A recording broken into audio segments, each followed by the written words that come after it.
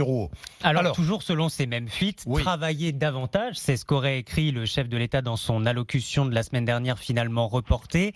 3 pistes à l'étude: revenir sur la durée de travail hebdomadaire, retarder l'âge de départ à la retraite. Revenir sur les 35 heures, en Revenir quelque sur les sorte. 35 Oui. heures, revenir sur l'âge de départ à la retraite, ou encore donc supprimer un jour férié, autrement dit créer une deuxième journée de solidarité sur le modèle du lundi de Pentecôte. Elle rapporterait elle aussi entre 2 et 3 milliards d'euros par an.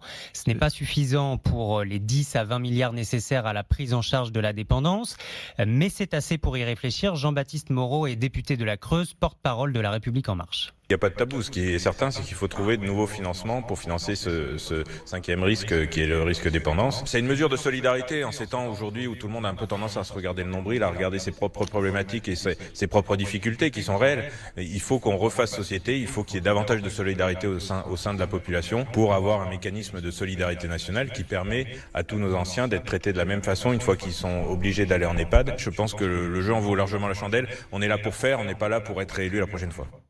En tout cas, ce n'est pas la première fois qu'Emmanuel Macron songe à une deuxième journée de solidarité. Vous vous souvenez, il y a un an, Jean-Jacques, 15 avril, vous lui aviez posé la question lors de l'interview présidentielle au Palais de Chaillot.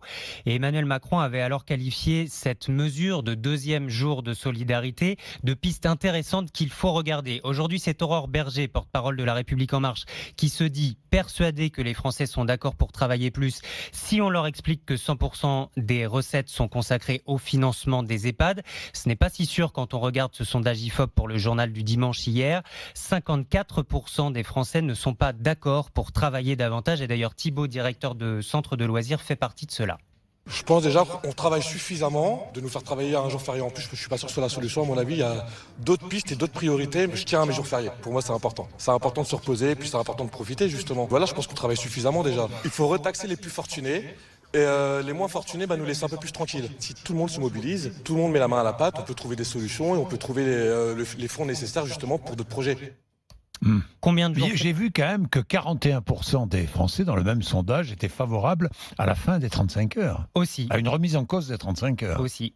Et tout dépend aussi si on est salarié ou chef d'entreprise. On n'a pas évidemment la même opinion. Combien de jours fériés en France ? 11. 11 jours fériés. C'est même 12 aux Antilles, 13 en Alsace-Moselle. Seulement 9 en Allemagne, au Danemark et en Irlande, 8 au Royaume-Uni et aux Pays-Bas.